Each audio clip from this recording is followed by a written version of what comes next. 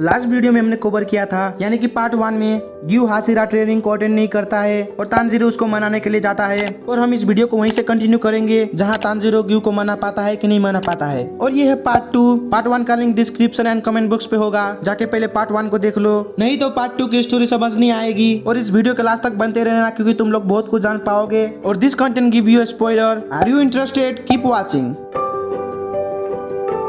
Tanjiro Giyu को मनाने के लिए दिन रात ग्यू के पीछे भागता है, यहाँ तक कि ग्यू जब बाथरूम में होता तानजीरो दरवाजे के साइड में बैठ के ग्यू का वेट करता। 4 दिन तानजीरो ग्यू का पीछा करते करते ग्यू हार मान कर बात करने लगता है और कहता है मैंने फाइनल सिलेक्शन को कभी पास ही नहीं किया। और ये सुनने के बाद तानजीरो शॉक्ड होके कहता है वही सिलेक्शन जहाँ पे विस्टेरिया फ्लावर का पहाड़ है। और तभी ग्यू भी जवाब देते हुए कहता है हाँ, जब मैं उस सिलेक्शन में था वहाँ पे एक लड़का था, मेरी तरह उसका भी परिवार डीमन के हाथे मारा गया था और उस लड़के का नाम साबितो था। हम दोनों साथ में सिलेक्शन में गए थे। और ये सुनने के बाद तानजीरो शॉक्ड हो जाता है और हम दोनों दोस्त थे। और उस साल फाइनल सिलेक्शन पे सिर्फ वही मरा क्योंकि मैं एक डीमन के हाथों इंजर्ड हो चुका था और मैं वहाँ से भाग रहा था। और तभी साबितो वहाँ पे आके मुझे बचाया अपनी जान देकर। और जब मैं उस सिलेक्शन से निकला मैं पास हो चुका था। मैं एक ऐसा इंसान हूँ जो कि एक डीमन को मार नहीं सका और मैं खुद को पास हुआ मानता हूँ। मैं वर्दी नहीं हूँ वाटर हसीरा बनने के लिए, मैं बाकी हसीरा जैसा भी नहीं हूँ। और तानजीरो शॉक्ड होके कहता है अपने आप को दूसरों के साथ कंपेयर मत करो। उसके बाद ग्यू बोलता है ये टाइम का बर्बादी है। उसके बाद तानजीरो मन ही मन में सोचता है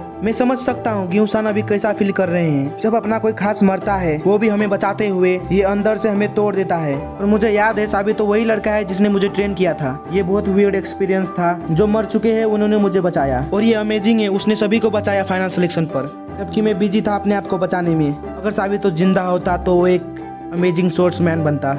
ये कारण भी है ग्यू सान क्यों सोचते हैं उसे मरना चाहिए था साबितो की जगह। और मैं समझ सकता हूँ जब रेनगोकू सान अपने आप को खतरे में डाल के हमें बचाया था। और वो ताकतवर काइंड इंसान भी थे और मरते वक्त भी वो बहुत अमेजिंग थे। और मुझे भी ये लगता है मुझे मरना चाहिए था रेनगोकू सान के बदले, पर उन्होंने हम पे विश्वास रखा और मैं ये जानता हूँ। पर मैं अब क्या कहूँ ग्यू सान को। फिर तानजीरो ग्यू को कुछ बोलने वाला होता है पर ग्यू रुक नहीं रहा होता है। उसके बाद तानजीरो कह ही देता है क्या आपको नहीं लगता साबितो आपके ऊपर विश्वास रखता था? क्या आपको उसके ऊपर विश्वास नहीं है? ये सुनने के बाद ग्यू को पास्ट की मेमोरी याद आती है जहाँ पे साबितो ग्यू को थप्पड़ मार के कहता है अगर तुमने मरने की बात की तो मैं तुम्हारा दोस्त नहीं रहूंगा। तुम्हारी बहन जिसका अगले दिन शादी था, तुम्हें डीमन से बचाते हुए वो मर गई और तुम यहाँ बैठ के अपनी बहन का इंसल्ट कर रहे हो। तुम ऐसे मर नहीं सकते और वो अपना जान को गवाते हुए मरी। क्या यही वो भरोसा है जो उसने तुम पे किया? उसके बाद ग्यू कहता है दर्द हुआ, मुझे अभी भी याद है साबितो का थप्पड़। मुझे माफ करना दीदी सुधा को और साबितो इतना इमेच्योर होने के लिए। और उसी वक्त तानजीरो मन ही मन में सोचता है मैंने कुछ गलत तो नहीं की दिया, कहीं ग्यू सान और बुरा तो नहीं मान गए। उसके बाद तानजीरो अपना बच्चों वाला दिमाग लगाकर ईटिंग कॉन्टेस्ट का आइडिया सोचता है। अगर वो जीत गए तो वो हाशिरा ट्रेनिंग करेंगे और ये आइडिया वो ग्यू को भी बता देता है और ग्यू भी ये करने के लिए रेडी हो जाता है। उसके बाद वो दोनों ईटिंग कॉन्टेस्ट करते हैं और फाइनली ग्यू रेडी हो जाता है हाशिरा ट्रेनिंग करने के लिए। उसके बाद हमें एक घर दिखाया जाता है जिसमें तमायो रहती है।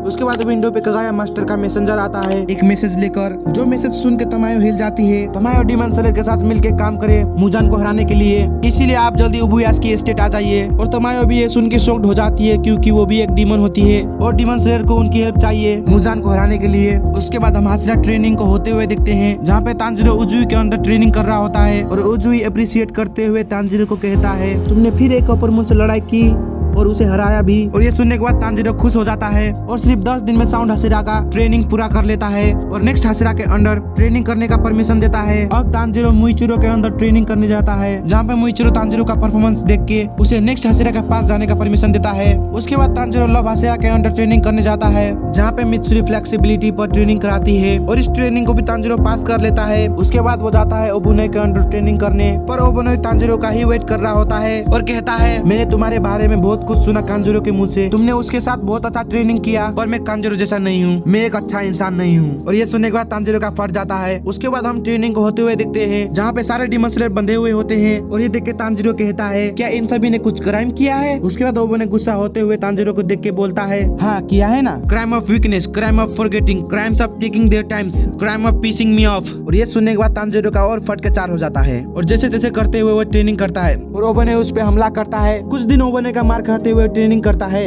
एक दिन वो जैसे तैसे करके ओबोने के मार से बच जाता है। ओबोने को मारने के लिए कामयाब भी हुआ और उसी दिन वो ट्रेनिंग को पास भी कर लेता है। और जाते जाते तांजीरो को ओबोने कहता है, अगर कानरोजी-सान के साथ तू दिखा तो तू गया। और यही एक वजह होता है ओबोने तांजीरो को हेट करने का। और ये वीडियो भी यहीं पे खत्म होता है। अगर वीडियो अच्छी लगे तो वीडियो को लाइक कर दो और ऐसे ही वीडियो देखने के लिए चैनल को सब्सक्राइब कर दो। और तुम्हारे लिए एक question, how old is Tamayo san. तब तक के लिए bye bye, thank you for watching, sayonara.